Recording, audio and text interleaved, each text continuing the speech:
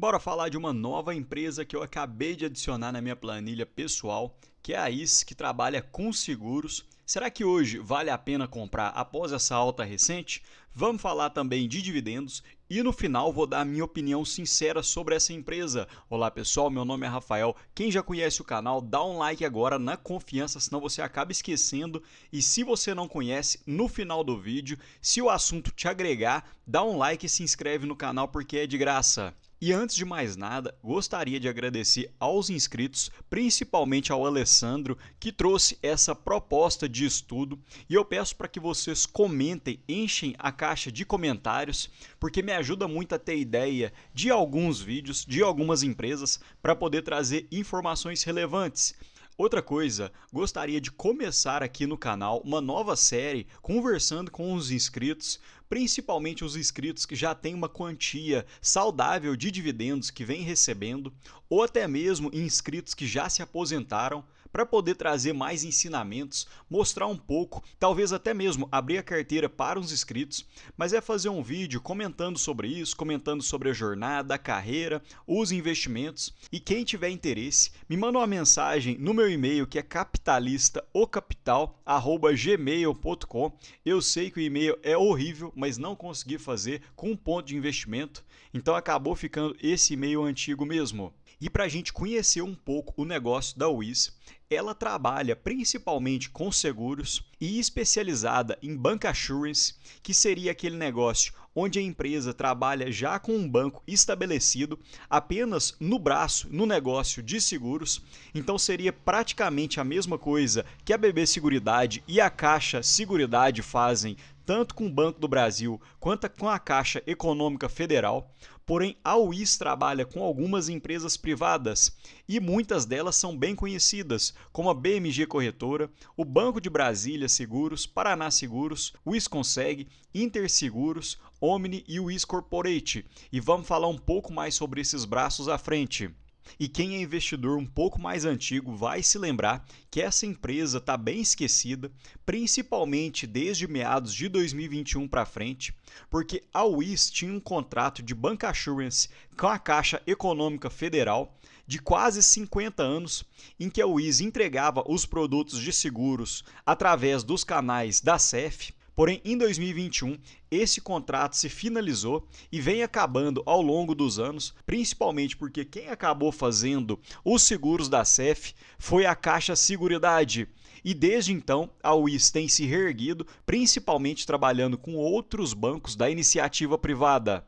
E no cronograma abaixo fica até mais fácil da gente conseguir entender e conhecer a empresa, porque em 73 foi a fundação da Wiz e começou a comercialização no balcão da Caixa. Entre 2012 e 2015, a Wiz consolidou o modelo de negócio e iniciou uma nova gestão, consequentemente fazendo seu IPO em 2015. Em 2018 até meados de 2022, a Wiz celebrou diversos contratos operacionais com a Caixa Seguridade, CNP Seguros, Inter e Interseguros. Houve a criação da Wiz Conseg, o Banco BMG e a BMG Corretora. Porém, em 2021 houve o encerramento da operação da Rede Caixa e nesse momento diversos investidores saíram fora da empresa porque acreditaram que não havia mais valor oculto dentro dela. E desde então a Wiz vem conseguindo melhorar e fazendo até novas parcerias. Em 2021, já fez outra parceria com o Banco de Brasília. Em 2022, com o Paraná Banco, Omnicio, Polishop Seguros. E de 2023 e 2024, a Wiz fala que está se consolidando principalmente com as novas unidades de negócio. Então está tentando captar uma sinergia para que não haja bagunça, para que não ocorra interferência num negócio no outro. E hoje a Wiz trabalha com 3 braços de negócios. 61% da receita vem do braço de seguros, que hoje é o ponto mais forte, enquanto 14% vem do braço de créditos e consórcios e 8% de soluções, com a Wiz Concept, que é uma empresa do braço da Wiz, que trabalha com tecnologia da informação para poder apoiar os seus outros 2 braços. E hoje ainda temos 17% da receita vindo da Caixa Econômica Federal. Porém, percebam que essa é uma operação em runoff, ou seja, que já está se acabando e deve acabar nos próximos anos. E percebam esse detalhe interessante sobre a receita líquida da Wiz, que vem crescendo desde o seu IPO, saindo de 300 milhões para atualmente na faixa de 1,4 bilhão, e apesar dos lucros terem alguns altos e baixos, principalmente entre 2019 até meados de 2022, por causa do contrato da Caixa, os lucros também vêm aumentando ano contra ano. E as 3 empresas desse slide que têm parceria com a Wiz, eu acho muito interessante porque são empresas que têm crescido muito, começando pela Interseguros, que conseguiu emitir cerca de 317 milhões em 2024 e comparando com 2022 foi uma alta de 50%. BMG Corretora de Seguros, quem conhece o canal sabe que o Banco BMG tem uma rentabilidade impressionante com a corretagem de seguros dentro desse braço, e quem faz a distribuição desses seguros são a Wiz, e eles emitiram quase 1 bilhão em 2024, um acréscimo de 18% versus 2022, e o Banco de Brasília Seguros, que emitiu cerca de 764 milhões, um acréscimo de 46% versus 2023. E nos destaques do terceiro TRI de 2025, a Wiz destaca que fez uma nova parceria com o Banrisul, que deve trazer novas receitas para a empresa. E agora falando alguns resultados financeiros do terceiro TRI de 2025, a receita líquida, excluindo comissões, olhando TRI por TRI, aumentou em 9% e no acumulado de 2025 aumentou em cerca de 12% ano contra ano. O EBITDA aumentou em cerca de 3% TRI por TRI e ano contra ano um acréscimo de 10%. E um detalhe interessante é a margem EBITDA da Wiz, que eu acho muito alta, na casa de 68% a 70%. Então consegue ter uma boa geração de caixa operacional.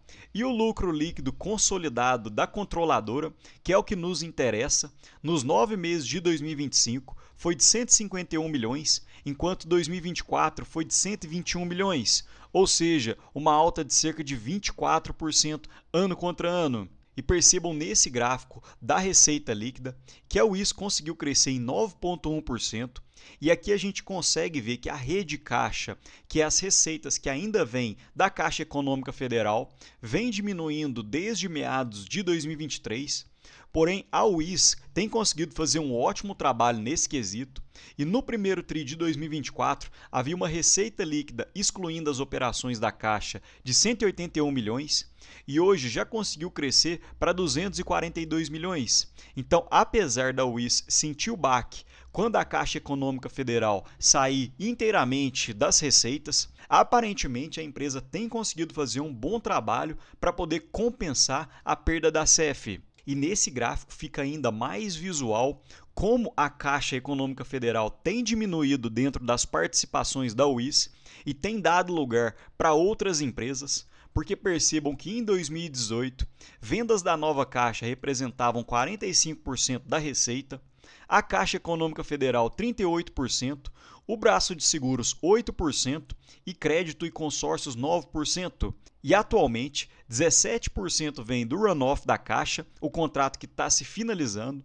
62% vem do braço de seguros, 14% de crédito e consórcios e 7% de serviços, ou seja, a Wiz tem conseguido repor as receitas perdidas da Caixa.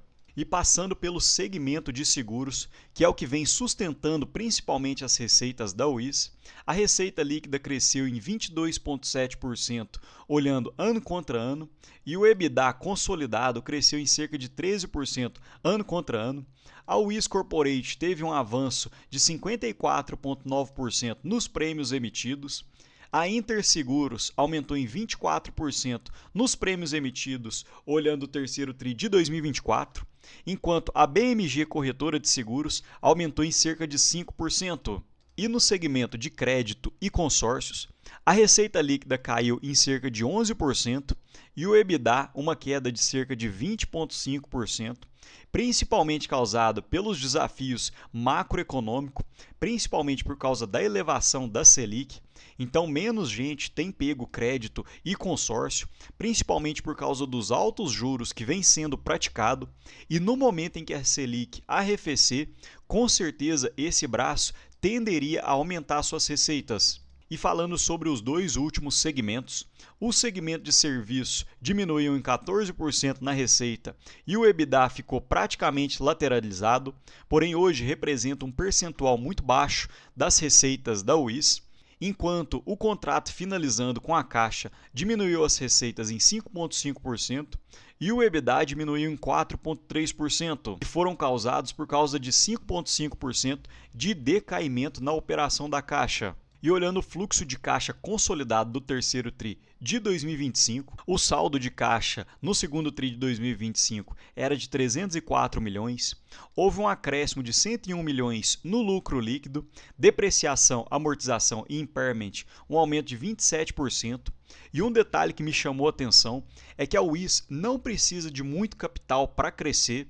assim como a BB Seguridade e a Caixa Seguridade. Então houve uma saída em 5,1 milhões de CAPEX e um acréscimo de 7,3 milhões em investimentos.